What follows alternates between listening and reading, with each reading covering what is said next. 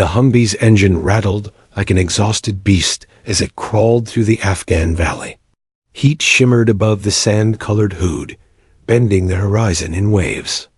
Dust trailed behind the convoy, drifting upward until it mixed with the unforgiving sun, creating a haze that felt almost suffocating. The mountains loomed on both sides, jagged walls of stone rising like teeth, ready to swallow the men whole. To outsiders, it was just another patrol. To the SEALs inside, it was a familiar equation. Open ground, narrow route, high ridgelines, ambush country. Lieutenant Commander Harris sat in the lead vehicle, his gloved hand resting casually on the mounted radio, though his eyes were far from casual. They swept the cliffs continuously, scanning for unnatural movement, an outline, a shadow, the glint of metal. He knew valleys like this didn't forgive mistakes. The silence was wrong. Birds should have been circling. Shepherds should have been visible on distant hills. Instead, only the oppressive quiet rode with them, heavy and foreboding. "Feels like a setup," muttered Chief Petty Officer Ramirez from the turret, his voice crackling through the headset. He shifted uneasily behind the .50 Cal, knuckles white around the grips. Harris didn't answer. He didn't need to. Every man in the convoy felt it in their bones. In the second Humvee, Petty Officer Kyle Weston fidgeted with the strap of his body armor. He had 3 deployments behind him, but valleys like these still sent a cold current down his spine. He glanced at Corporal Jennings, their medic, who was scribbling something absent-mindedly in a small notebook, half prayer, half distraction. "What are you writing?" Weston asked over the roar of the engine. Jennings looked up, smirked faintly, and said, "Insurance." Weston shook his head. "Insurance. Out here, bullets voided all policies." The convoy slowed as they approached a bottleneck where the cliffs pinched closer. Rocks tumbled occasionally down the steep slopes, echoing in the stillness like distant gunfire. Every SEAL leaned forward, eyes narrowing, breaths shallow. Radios clicked in hushed exchanges.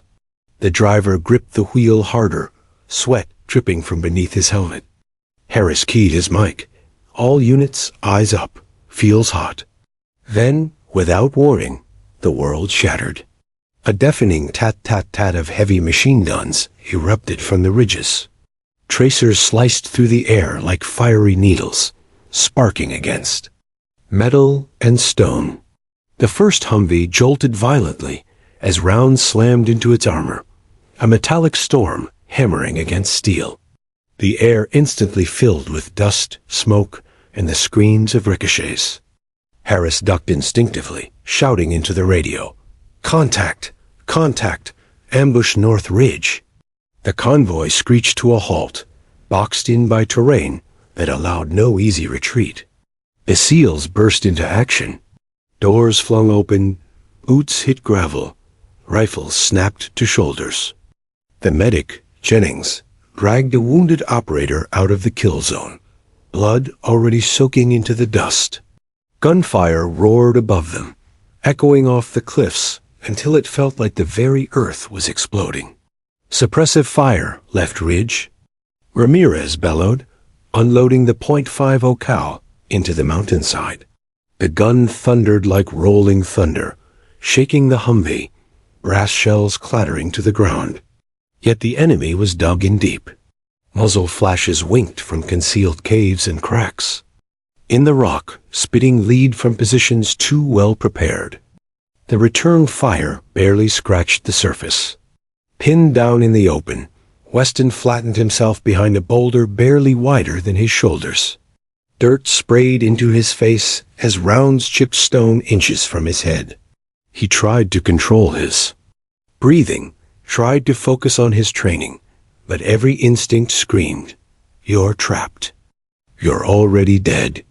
He glanced at the wounded man. Jennings was working on blood bubbling with each breath, eyes wide with fear. Weston wanted to help, but lifting his head meant suicide. In the rear vehicle, Petty Officer Morgan keyed the RADI Oh, frantically. Broken arrow, broken arrow. This is Hammer 2-1. Troops in contact, grid coordinates. His words were drowned out by static and gunfire. Air support was miles away. Even if jets scrambled immediately, the SEALs wouldn't. Last 10 minutes under this barrage.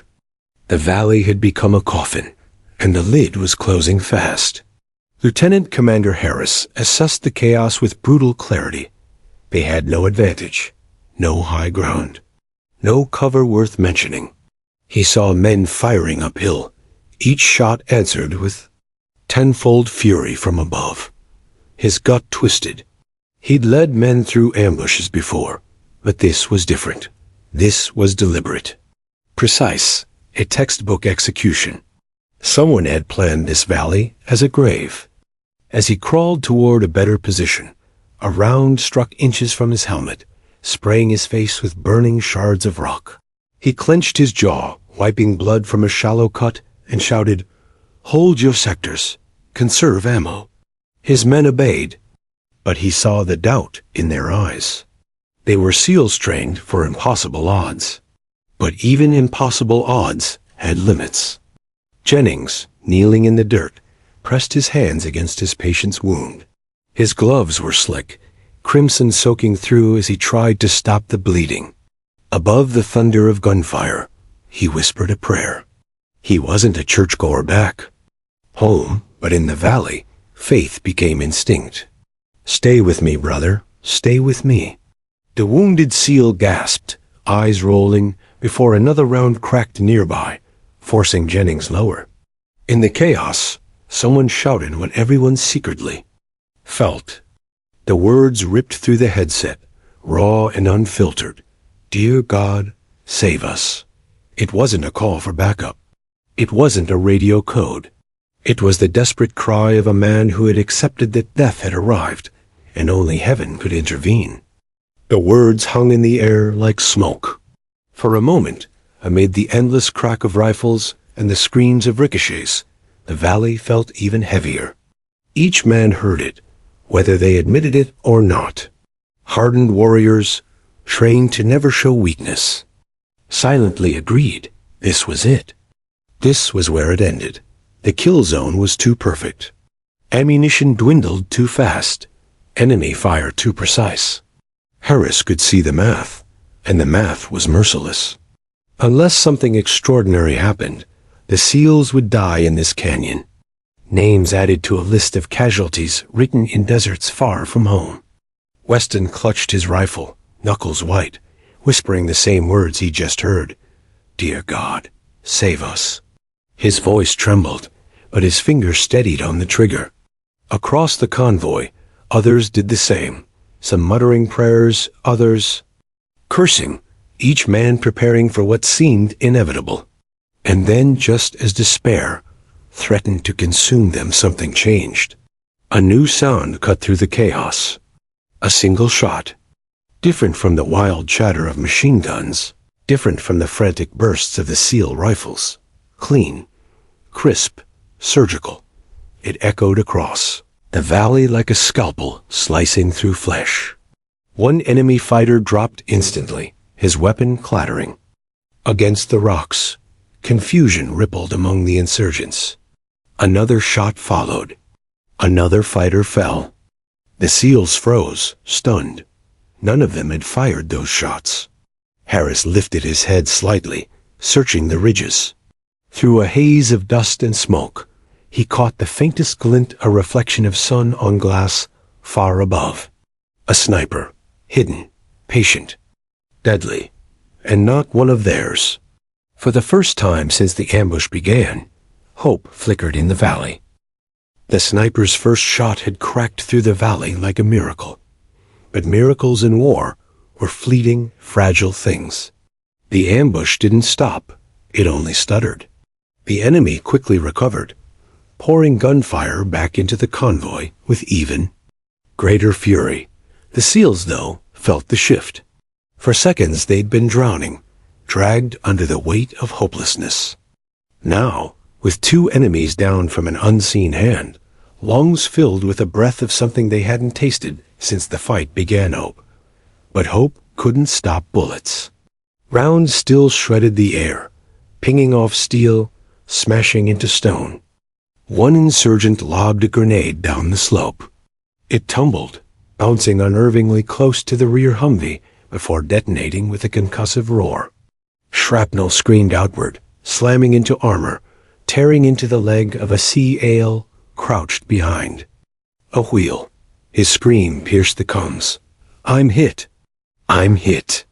Jennings, still bloody from working on his first patient, sprinted through dust and fire, dragging the man into relative cover. He tore open his med pack, hands trembling but steady enough to work. The medic didn't even look at the bleeding leg before muttering under his breath again. Not to the wounded man, not to the others, this time to God. "Give me time. Just give me time." Lieutenant Commander Harris pressed himself against a jagged outcrop, eyes darting between his men and the ridges. The sniper was real. He had no doubt now. But who was he? And why was he there? Harris shoved the thought aside. Speculation didn't matter. Survival did. He keyed his mic, voice sharp and commanding. "Focus fire on the caves. Keep them pinned. Stay alive until we get air support." "Air support's 20 minutes out, sir." Morgan shouted back, his voice ragged with disbelief. 20 minutes. It might as well have been 20 years. Nobody had that long. The SEALs did what they'd been trained to do. They fought. Weston rose just high enough to fire bursts uphill, each pull of the trigger sending controlled rounds toward muzzle flashes. The enemy answered instantly, bullets sparking off the boulder he ducked behind.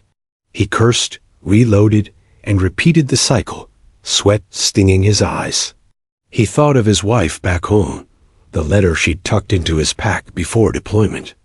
He promised he'd open it when he returned. For the first time, he wondered if that letter would outlive him. Across the line, Ramirez rained fury from the .50 cal, ripping chunks of stone from the mountainside. But for every enemy he suppressed, 2 more emerged from the labyrinth of caves. "They're everywhere," he yelled. His throat was hoarse, ears ringing, the world a blur of fire and chaos. He gritted his teeth and kept firing, knowing that every round was 1 more second bought for the men around him. The ambush wasn't just deadly, it was disciplined. The enemy moved with coordination, covering one another, pressing angles that trapped the SEALs tighter. Harris saw it clearly now. This wasn't a ragtag band of fighters. It was a planned kill box. Every rock, every ridge, every cave had been chosen to choke them. Whoever commanded this ambush knew exactly what they were doing. Then another crack rang out the sniper again. One of the enemy machine gunners slumped forward, tumbling down the slope. Chaos rippled through the insurgents nearest him. A second. Crack. Another fell. The SEALs took the opening, unleashing a fresh volley uphill. For the first time, enemy fire wavered, the rhythm disrupted by the invisible executioner high above. Weston felt it in his chest. Whoever this sniper was, he wasn't just skilled, he was orchestrating. Each shot wasn't random. It was timed, precise, calculated to fracture the enemy's momentum. Still, it wasn't enough. The insurgents regrouped, unleashing suppressive fire so fierce that Harris had to shove 2 of his men deeper into cover to keep them from being cut down. A rocket-propelled grenade screamed overhead, exploding against the far ridge and showering debris. The SEALs ducked instinctively, some clutching helmets, others pressing deeper into earth.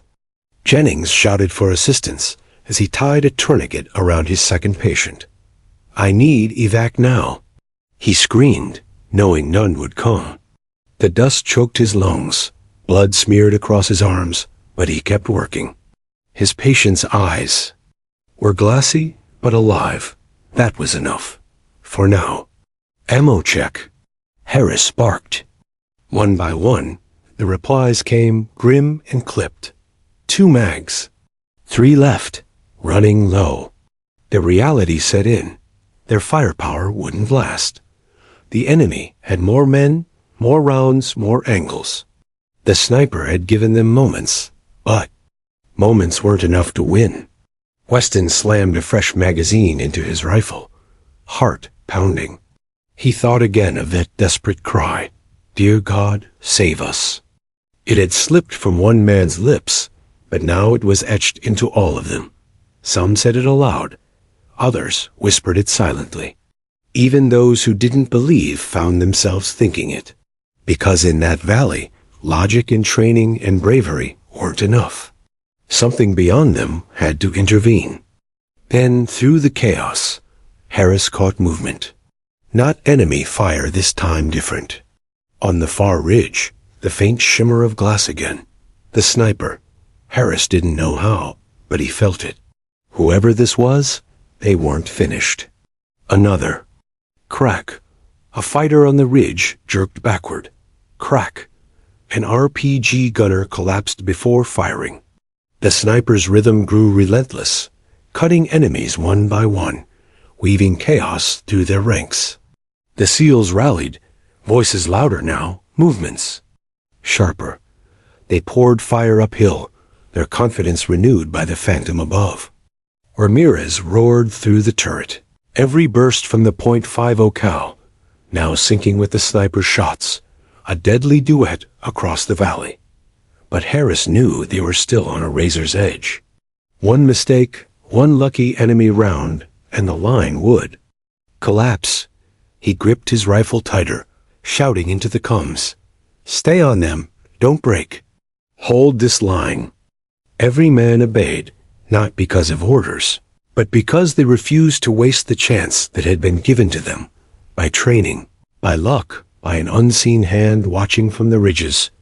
The battle wasn't over, not even close. But for the first time, the SEALs no longer felt like prey. For the first time, the enemy looked uncertain. And deep inside, each man clung to the same unspoken thought. Maybe, just maybe, we're going to survive this. The first 2 sniper shots had been enough to break the rhythm of the enemy. The next few transformed the entire valley. Each crack rang with absolute confidence. One shot, one kill. The sound was so distinct, so controlled, that every SEAL recognized it immediately. This wasn't luck. It wasn't some villager taking potshots. Whoever was up there was a professional, a ghost who knew the science of distance, wind, and timing so intimately that every trigger pull seemed inevitable. The enemy felt it too. On the northern ridge, fighters who had been pressing forward, with certainty suddenly froze. One tried to crawl to a new firing angle. He collapsed before moving 2 feet. Another leaned too far from cover, only to drop instantly, his rifle tumbling noiselessly down the slope. A heavy machine gunner attempted to set up a tripod. His helmet snapped backward, his body crumpling beside the weapon. The sniper wasn't just killing, he was dismantling. Down in the valley, the SEALs couldn't see him clearly, but they could feel his presence. Each carefully chosen shot bought them a heartbeat. Each fallen enemy fractured the ambush's cohesion. For the first time since the chaos began, the tide seemed touchable, something they might actually push against. Lieutenant Commander Harris tracked the rhythm through his scope. He fired his own controlled bursts toward muzzle flashes, but his eyes kept darting to that far ridge where the glint of glass had betrayed the hidden marksman. "Whoever you are," he muttered under his breath, "don't stop."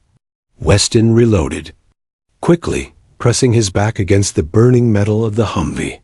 His ears still rang from the grenade blast earlier, but the crisp sniper fire cut through the ringing, grounding him. It reminded him of something his sniper school instructor once said before Weston became a breacher instead of a marksman. A good sniper doesn't just shoot. He controls the battle like a puppeteer, and that's exactly what this ghost was doing. Still, the SEALs weren't naive. They'd seen temporary hope before, and they knew how quickly it evaporated. The enemy adapted fast. Fighters on the eastern ridge began repositioning, spreading wider, trying to flush the sniper out, or at least force him to split focus. Harris caught it instantly and keyed his mic. East Ridge is moving. Ramirez, suppress. The .50 Cal roared again, cutting across the valley, showering rock with sparks and shrapnel. Dust plumes erupted where rounds struck, shielding the sniper's vantage. Intentional or not, it gave him seconds more to work with. And he did. 2 sharp reports cracked in perfect rhythm with Ramirez's thunder. 2 more insurgents toppled from their firing nests. Jennings shouted from his cover, "Keep 'em coming, whoever you are." His patient groaned, the tourniquet biting into his leg, but for the first time, the medic's voice carried something other than desperation. But the enemy wasn't breaking. Not yet. One of their commanders, a man in black with a radio, barked orders furiously, pointing his fighters into new positions. Harris noticed him immediately. He tried to line up a shot, but the man ducked too quickly. "We've got a leader in black, North Ridge Center," Harris called out. Before anyone else could react, a single sniper round cracked from the far ridge. The man in black spun and collapsed, radio clattering into the dirt. The valley went momentarily silent, as if even the enemy was stunned. "Holy hell," Weston muttered, half in awe, half disbelief. Whoever this sniper was, he wasn't just skilled, he was watching them, listening somehow, answering before. They even asked. The SEALs capitalized. Harris ordered a push. "Shift left, take ground." They crawled, rolled, and sprinted between sparse cover, laying down fire in bursts. The sniper carved space ahead of them, eliminating threats they hadn't even spotted yet. It felt impossible, like chess pieces being cleared before they stepped onto the board. But the enemy adapted again. From the southern ridge came a thunderous boom. An RPG screamed across the valley, exploding against the ground just short of the convoy. The blast lifted men and debris into the air, throwing Weston onto his back. His ears rang, lungs burning with dust. He coughed, spat blood, and forced himself upright. 2 more RPG gunners appeared behind boulders. Before Harris could shout a warning, the sniper struck again. Crack, crack. Both men dropped, their rockets tumbling harmlessly. This time the SEALs didn't just feel relief, they felt awe. Ramirez pounded the Humvee roof with his fist. "That's it. Whoever you are, keep working, brother." His voice carried through the headset, rough but electric, lifting the men's spirits. For the first time, they weren't just surviving. They were fighting back. Still, the valley demanded blood. Another SEAL was hit, a grazing wound across the arm that left him screaming but alive. Jennings patched him quickly, sweat dripping into his eyes. You're fine. Don't make me waste morphine on a scratch," he barked, though. His hands shook with adrenaline. Harris forced himself to stay disciplined. Miracles or not, the fight wasn't over. He keyed the mic again. "We hold here until air support. Stay tight. Conserve ammo." But deep down, he knew the truth. Their survival no longer depended solely on ammo counts or training. It depended on a man none of them could see, perched somewhere high above, threading bullets through wind and chaos with surgical precision. Who was he? An allied operator? A rogue asset? Some legend who'd gone off-grid? Harris didn't know. And right now, he didn't care. All he cared about was the fact that the impossible was unfolding in front of him, shot after perfect shot. Minutes stretched like hours. The enemy grew disorganized, frustrated, their confidence bleeding away with every fallen fighter. The sniper never rushed, never wasted a round. Each crack carried weight, turning the tide one body at a time. By the time the 5th magazine clicked empty, Weston realized something shocking. He wasn't afraid anymore. He was exhausted, bloodied, ears ringing, but not afraid. Somewhere out there, someone was watching over them. For the first time, he believed they might actually live through the valley. The valley still crackled with gunfire, but something fundamental had shifted. Before the sniper's intervention, the SEALs had been pinned like insects under glass, scrambling, bleeding, waiting for death. Now, for the first time since the yaw, ambush began. Momentum leaned their way.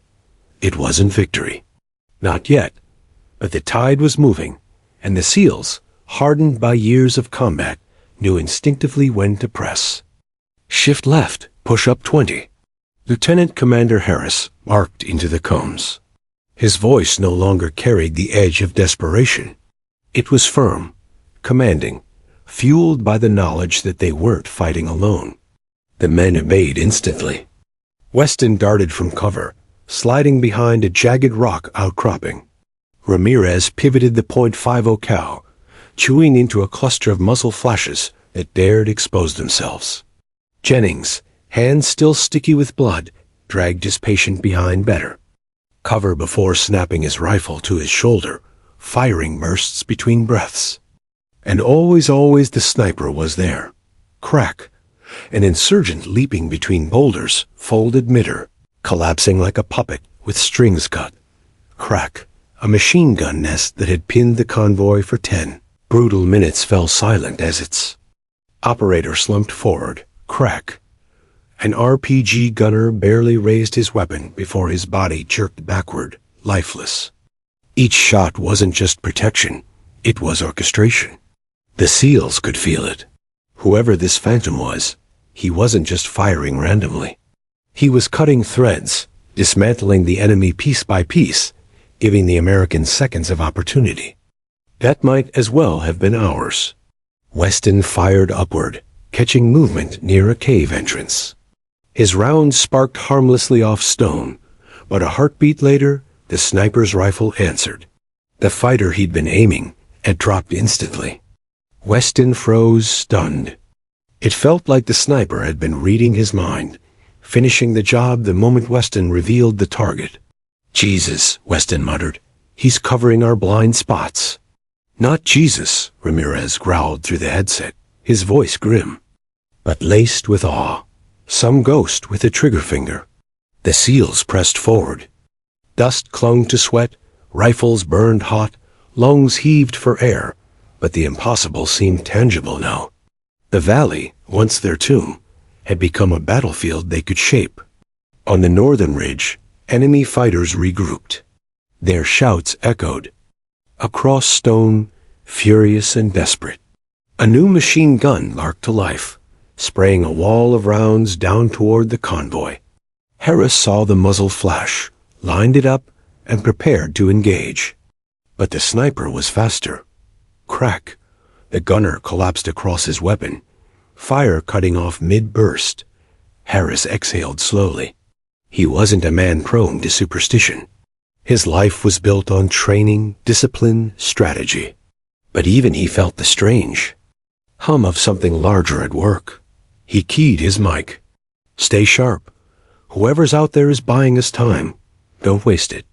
Jennings barked a laugh, raw and humorless. Hell, sir. I'll buy him dinner if we make it out. Dinner? Ramirez thundered from the turret. I'll buy him the damn restaurant. Their voices, though strained, carried something new levity. It wasn't much, but in the middle of chaos, even a spark of humor felt like armor. The enemy wasn't beaten. Not yet. They still had numbers, still had terrain, still had fury. Fighters popped from caves, firing blindly before retreating again. Bullets hissed and snapped around the SEALs, ricocheting off steel and stone. One round caught the side mirror of the lead Humvee, shattering it into sparkling fragments. Another tore through the strap of Weston's pack, jerking him sideways. But the SEALs no longer fought like cornered prey. They fought like wolves. Every movement had purpose. Every burst was calculated. And behind them, above them, somewhere unseen, the sniper conducted his deadly symphony. Then the real test came. From the southern ridge, 4 insurgents emerged at once, moving in perfect coordination. 2 carried rifles, 2 carried RPGs. Their target was clear, the convoy itself. If they landed even one rocket, it would gut a vehicle, kill half a team, and turn the tide again. Harris spotted them instantly. His heart clenched. South Ridge. RPGs. Take them out. The SEALs opened fire, rounds sparking across stone, forcing the fighters into shallow cover. But the RPG men stayed low, waiting for the smallest opening. Harris knew they'd get it. He adjusted his rifle, lined up a shot, but he couldn't cover both. He shouted into the comms again. "We need them down now." The valley answered. Crack. The first RPG carrier dropped before rising to aim. Crack. The second collapsed in the same instant, his weapon sliding harmlessly into the dirt. The riflemen who remained panicked, firing erratically, only to be cut. Down by Harris and Weston, working in tandem. Silence followed for a beat. Then Ramirez let out a roar through the headset.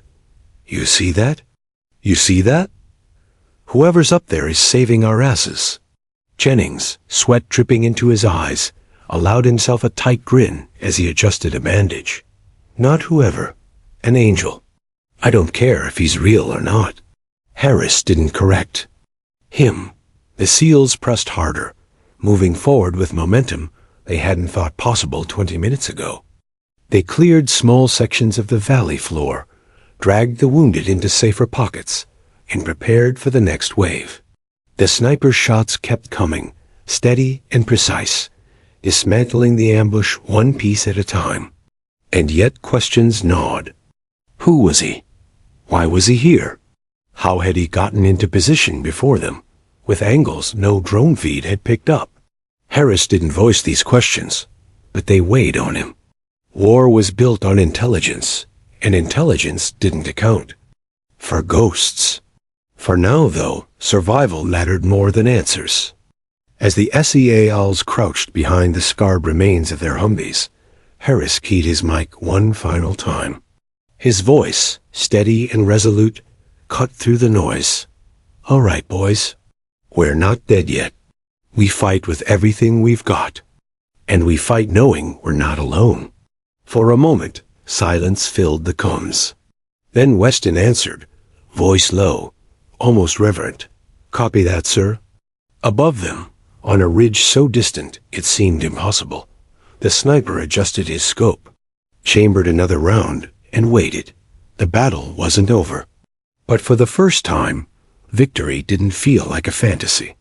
It felt like a possibility. And in war, possibility was everything. The valley, once a trap designed to bury them, now pulsed with the rhythm of resurgence. Dust still hung thick, acrid smoke clung to the air, and blood painted stone where men had fallen. But the SEALs were moving fighting, not as prey, but as predators. Lieutenant Commander Harris crouched behind a splintered boulder, his rifle braced, eyes scanning. The sniper's presence weighed on him, like an invisible hand pressing against his shoulder, not oppressive, but steadying. Every time his team threatened to falter, that unseen guardian struck again. Each round was like punctuation in a story the SEALs hadn't realized they were writing. "On me," Harris ordered. His voice was sharper now, commanding not just survival, but aggression. Weston and Ramirez flanked left, weapons snapping with controlled bursts. Jennings, still smeared with his patient's blood, followed close, checking his corners. Every step forward felt risky, but also inevitable. The valley wasn't just a kill zone anymore. It was an arena, and the SEALs, backed by their phantom ally, were seizing ground. An insurgent popped from a cave mouth, firing wildly. Weston spun, his rifle barking twice, cutting him down. Another muzzle flash sparked high on the ridge, but before any SEAL could react, Crack the sniper erased it. Weston froze mid-breath, lowering his rifle slightly. "He's clearing lanes for us," Weston muttered.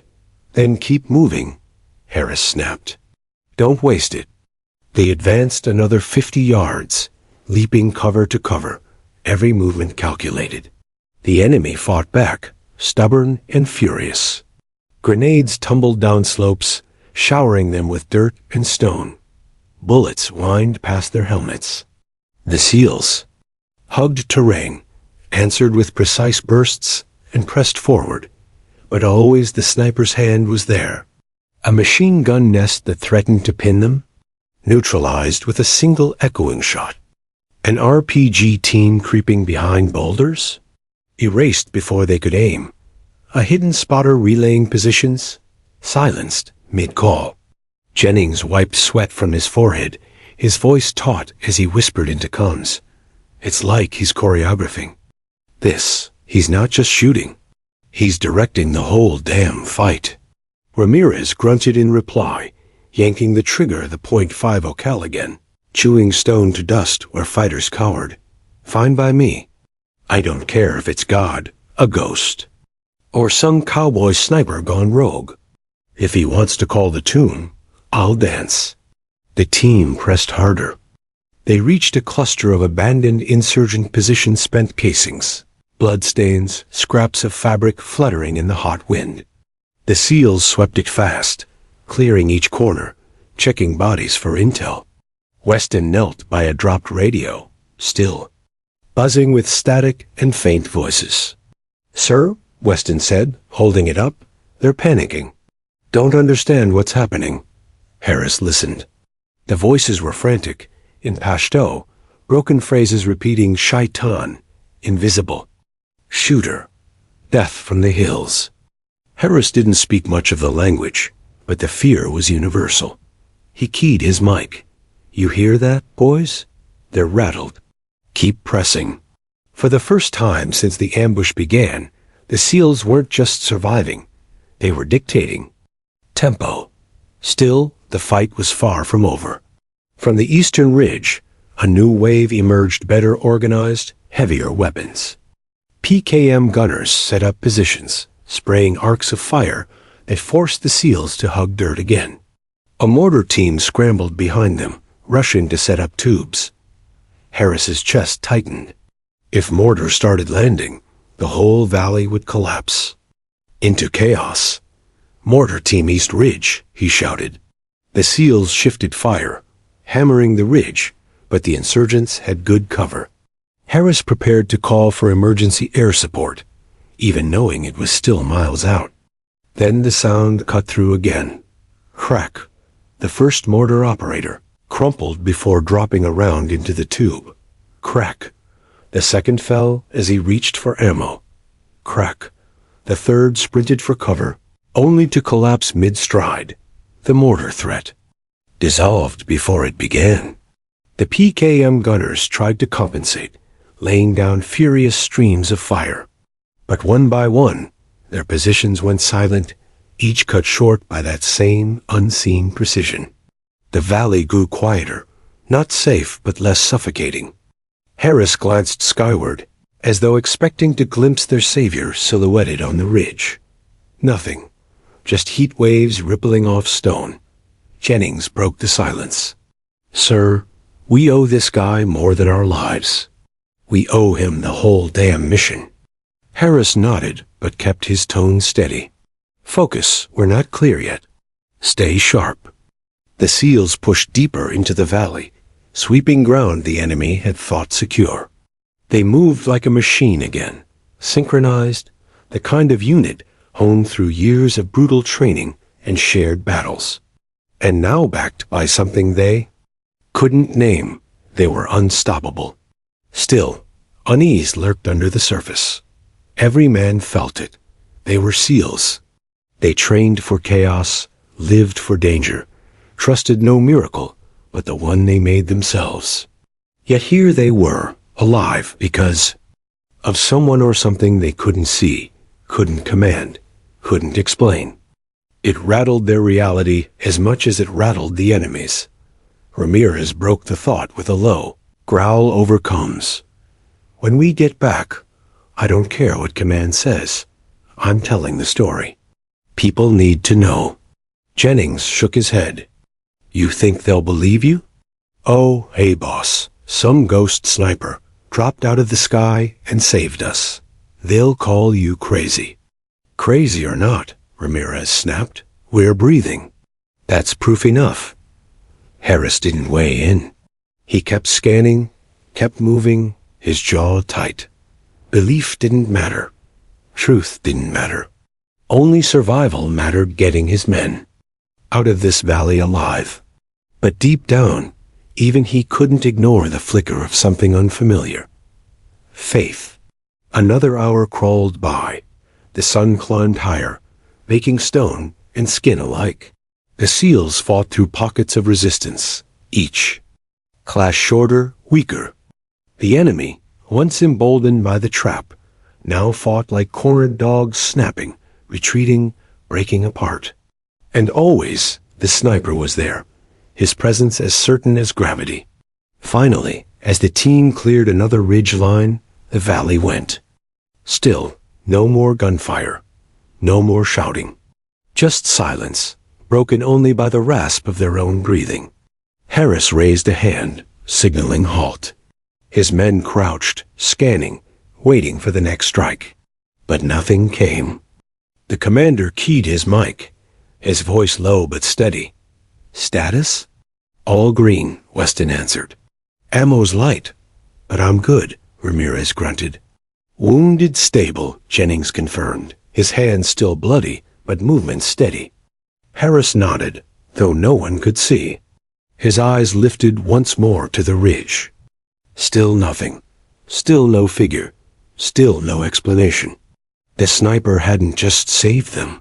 He'd turned the battle, dismantled the ambush, given them control again. But he hadn't revealed himself. No name, no face, no trace, as Harris lowered his rifle, dust settling around him. One truth settled deep in his chest. They weren't fighting alone. And though war had taught him to distrust miracles, he would never forget this one. A valley had gone still. For hours, it had been a furnace of noise gunfire snapping like firecrackers. Grenades shaking the ground, men shouting orders and prayers in equal measure. Now, silence hung heavy, pressing into the ears of every SEAL, as if the valley itself were holding its breath. Dust still drifted lazily through the air, glowing orange under the sun. Blood darkened the sand where men had fallen, staining it in patches. Spent brass casings glimmered among rocks, catching light with each gust of wind. The echoes of war lingered, but the war itself had ended, and the SEALs were alive.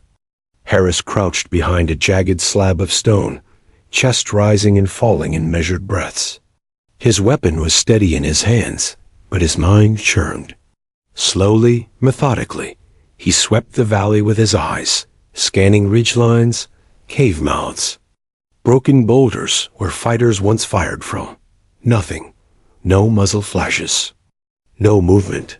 No sound. Clear? Ramirez's gravel voice broke through the headset. Harris hesitated before answering.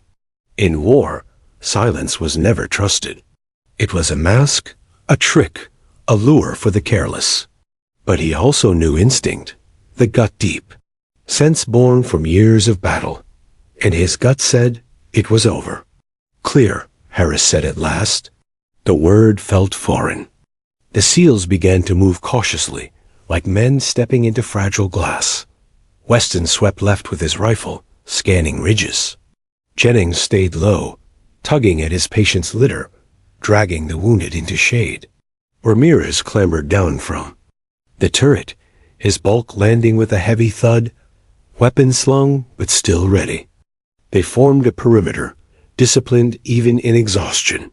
Eyes cut every direction, fingers rested on triggers, breaths came in shallow pulls. But the fight didn't return. The valley remained still, like a battlefield frozen in time. Jennings finally let out a shaky laugh. Hell, he muttered, voice rasping through dry lips. I think we made it.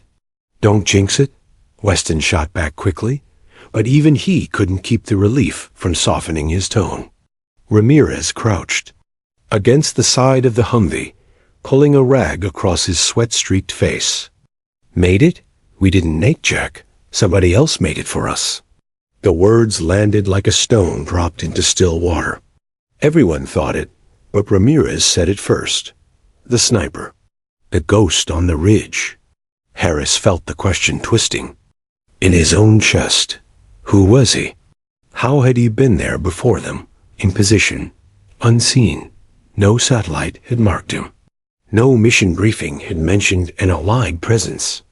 And yet his bullets had been their lifeline, every shot buying them moments, every kill cutting their enemy down to size. Without him, they'd be corpses baking in the sun right now. Jennings wiped blood on his pants. His patience, not his own.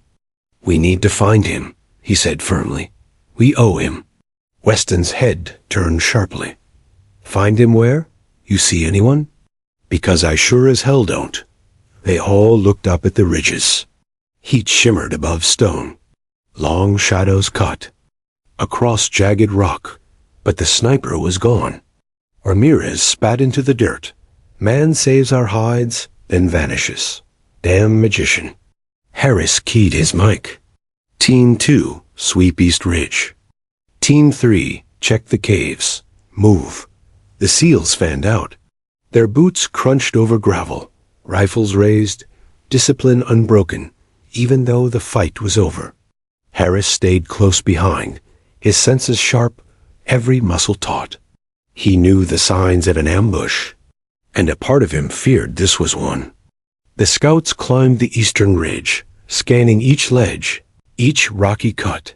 Nothing. Just shell casings from enemy rifles. Blood stains where the sniper's bullets had struck home. No footprints, no drag marks, no gear. The cave team moved carefully, clearing chambers with flashlights, muzzles leading. The caves were shallow, barely 10 feet deep, filled with the stench of cordite and sweat. No sniper. Jennings emerged from one, shaking his head. Empty. He's gone. The report came back the same from every team. No man, no rifle, no trail. It was impossible. A sniper leaves traces. Brass casings, footprints, spent rations, discarded water. But here, there was nothing. It was as if he had materialized only long enough to fight, then evaporated into the heat. The SEALs regrouped in the valley floor, silent now, each man wrestling with the same thought. Maybe he hadn't been real. Jennings broke it with a low, almost reverent whisper. I don't care what command says. That wasn't just some guy. That was Providence. Weston frowned, shaking his head. No, he was flesh and blood. I saw glint off his scope once. Real steel, real glass. He's a man, same as us. Then where the hell is he? Ramirez demanded, voice sharp. No one answered. Harris stared at the ridges, lips pressed into a hard line. His instincts said Weston was right. Whoever it was had been real tangible. But Harris also knew snipers. They were shadows by nature, ghosts in plain sight, hunters who vanished into terrain. And yet, no trail at all? Not even a hint? That gnawed at him. He keyed his mic to base, Viper 1 to command. Contact valley secured. Enemy scattered, multiple KIA. Casualties stable. But he paused, unsure how to phrase the next words. We received unaccounted support, unknown shooter. Not on records. Command's voice crackled back, confused. Say again, Viper 1? Harris repeated it carefully, choosing each syllable like stepping across ice. Unknown sniper. Provided overwatch. Not friendly assets. Multiple confirmed kills. Saved our position. There was a pause, static buzzing. Then command responded. No allied snipers in your AO. Repeat, none. Debrief when exfil complete. The line went dead. Jennings smirked humorlessly. Told you they won't believe. It. Harris said nothing. The SEALs gathered their wounded, patched gear, and prepared for extraction. Helicopters would come soon, but the mood was strange, somber, thoughtful, unsettled. Normally, after surviving a meat grinder like this, adrenaline would taper into jokes, into relief, even into shaky laughter. But now, their victory wasn't entirely theirs. It felt borrowed, gifted. As the men worked, Ramirez muttered under his breath, "If he's real, I hope I never meet him."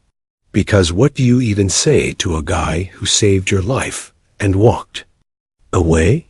Weston finally answered, quiet but firm. You say thank you, and you salute. The valley wind carried their silence after that. Above them, the ridges stood empty, holding their secrets. The sniper, whoever he was, had vanished.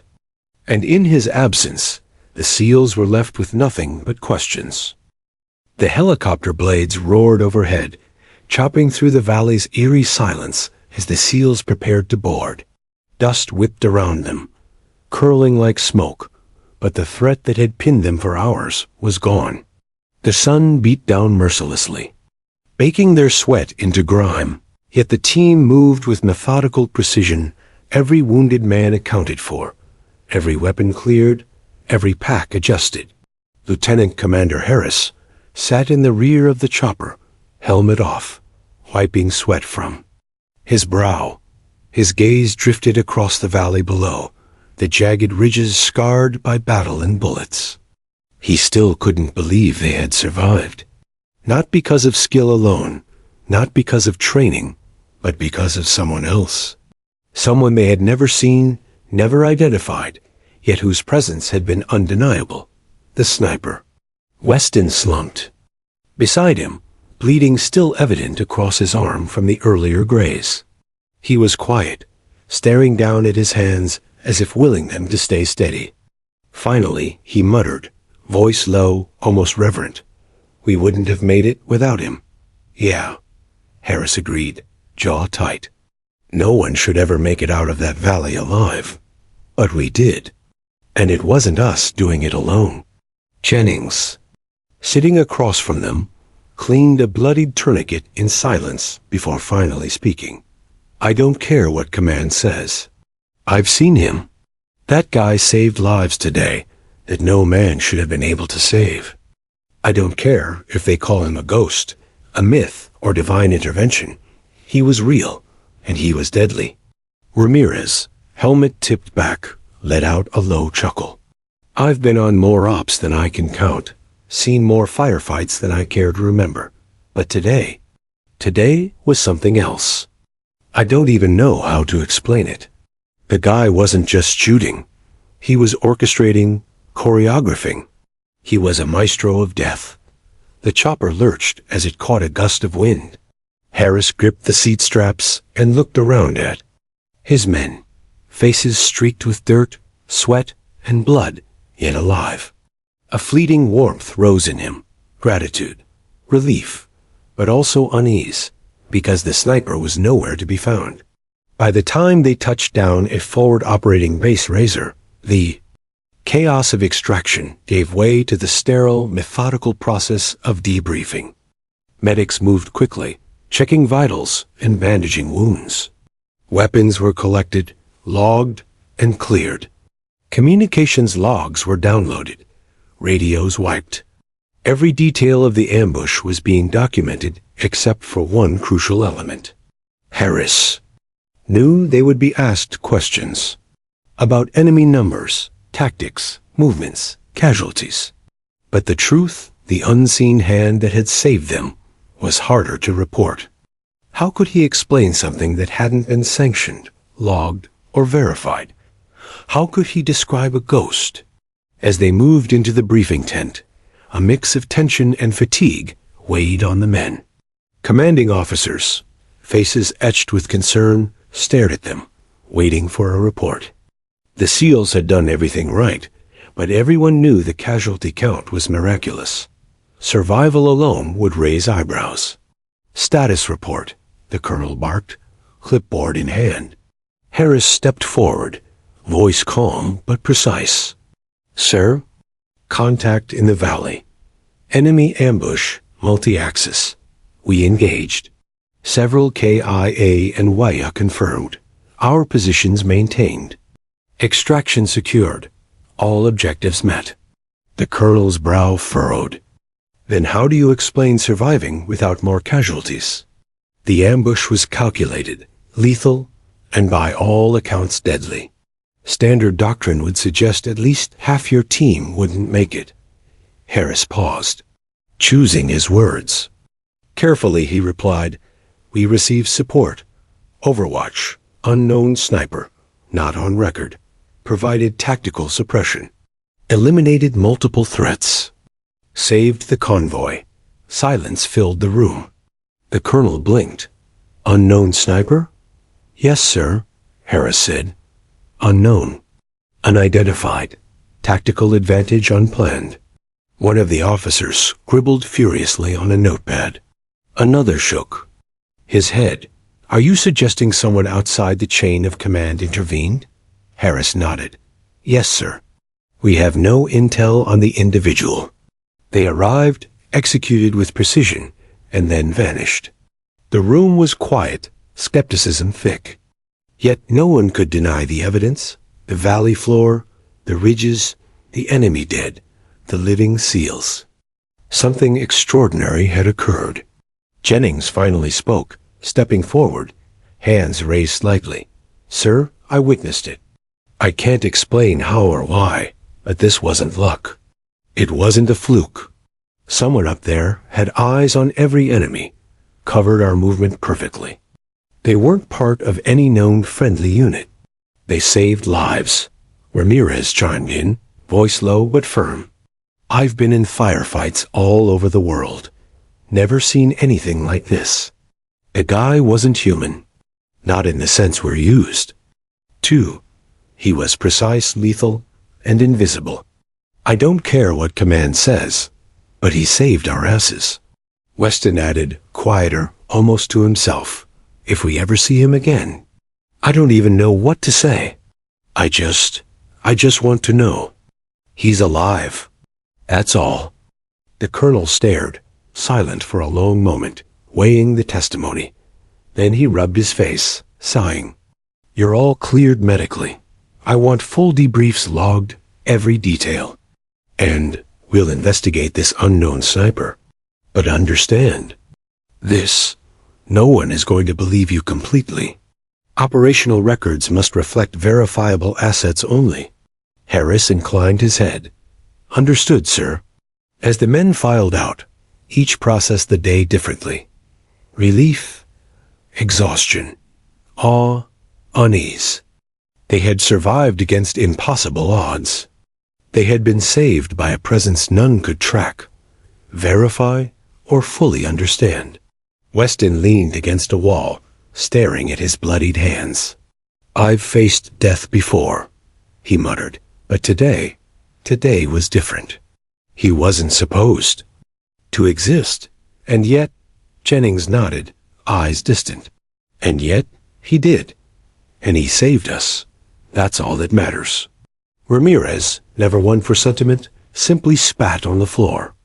I don't care if he's a ghost, god, or a legend. He saved our hides. I'll tell anyone who'll listen. Harris lingered, watching his men move through the base. He felt a strange mix of pride and helplessness. They had fought, yes, but their survival had hinged on someone else. A sniper no one could identify. No name, no record, no trace. Just perfection, delivered from the shadows. That night, in the quiet of his bunk, Harris stared at the ceiling. The battlefield still replayed in his mind, the thunder of gunfire, the flash of tracers, the wails of men, and the snap of bullets. And then, always, the sharp, clean reports of the sniper. The rhythm, precise, almost musical, that had saved them. He couldn't sleep. Not yet. Not while the image of that invisible savior lingered in his mind. Somewhere out there, Harris thought, The ghost sniper was watching other valleys, saving lives, vanishing again. And he knew one truth above all. The legend had only just begun. The base was quiet now, a deceptive calm after hours of chaos. The sun had begun to dip below the horizon, casting long shadows across the compound. Helicopter blades had stopped chopping the air, leaving only the distant hum of generators, and the low murmur of men moving about their business. Lieutenant Commander Harris sat on a crate near the mess hall, helmet off, rifle leaning against his shoulder. His mind replayed every moment from the valley, the ambush, the explosions, the desperate cries, and above all, the clean, rhythmic crack of the sniper's rifle. Every shot had been precise, every kill timed perfectly. Without him, half the men he commanded wouldn't have survived. The reality settled in like a weight pressing into his chest. They had been saved by someone no one could identify. Someone who existed outside their charts, their chain of command, their mission plan. Someone extraordinary. Weston, sitting beside him, finally broke the silence. Do you ever wonder who he really was? His voice was low, tinged with, I mean, no gear, no ID, no intel. Just perfect shots at the perfect time. Almost like he knew what we were thinking before we even did it. Harris nodded, exhausted. I don't know.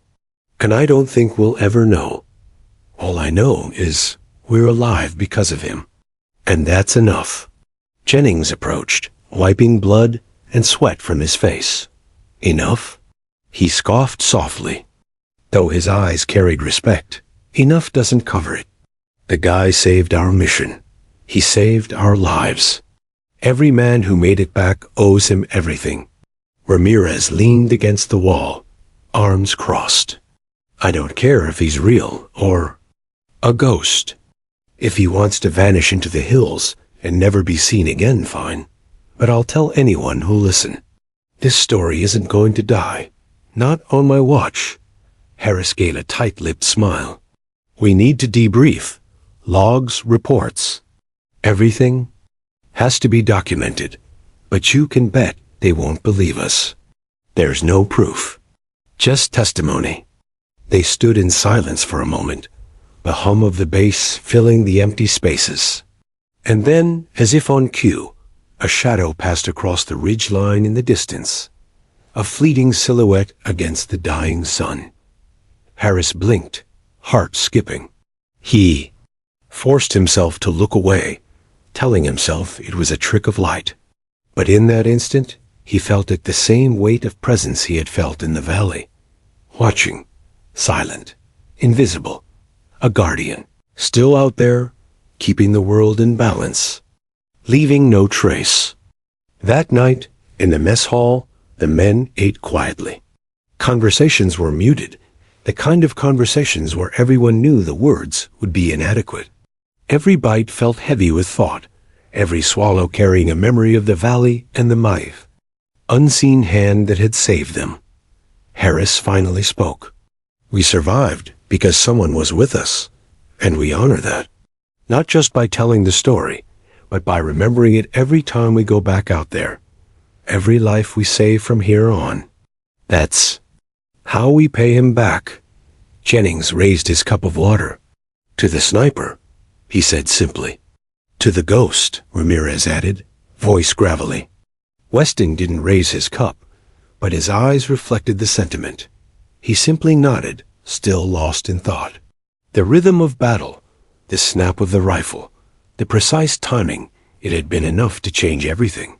Days passed. The men returned to operations, but the story of the sniper lingered like smoke in the air. Reports were filed, every detail logged, but unknown sniper remained just that unknown. No record, no verification, only the testimony of men who had been saved by a miracle disguised in steel and scope glass. Harris found himself returning to the valley in his mind repeatedly. Every ridge, every boulder, every spot where the sniper had intervened played like a film in his head. He studied angles, patterns, every move the enemy had made, but no analysis explained the presence. No strategy could account for someone moving like a ghost. Then, one evening, while preparing for another operation, a brief report reached him. Allied reconnaissance had captured fleeting images of a sniper moving through a remote pass. No ID, no call sign, no coordinates, just a silhouette moving with impossible precision. Harris stared at the screen. It was enough to make him swallow. Hard. I knew it, Weston muttered, leaning over his shoulder. He's still out there, watching, waiting. Harris didn't respond. He simply nodded. He didn't need confirmation. The truth was already etched into their experience, deep in their bones. Some lives, some acts, existed outside explanation. Some heroes never sought recognition. Some legends never walked into the light. Weeks later, back in the mess hall, Harris convened his team. He looked at their faces, grind still lingering, eyes alert, hands steady. "Remember this," he said softly. "What happened out there? It wasn't luck, it wasn't chance, and it wasn't us alone. We survived because someone believed in every shot, every movement, every breath we took. And we honor that by continuing the mission, by saving lives wherever we can. That's how we repay the ghost on the ridge." Ramirez smirked faintly. "I'll take that to heart, sir. And if I ever see him again, I'll salute him properly. Maybe buy him that restaurant he deserves." Jennings shook his head, smiling faintly through the weariness. "Salute, dinner, doesn't matter.